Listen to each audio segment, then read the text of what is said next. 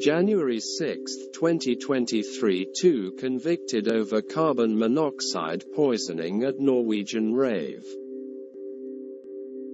2 men have been convicted over an illegal rave in Oslo that came to an abrupt end when dozens of people were taken to hospitals with carbon monoxide poisoning.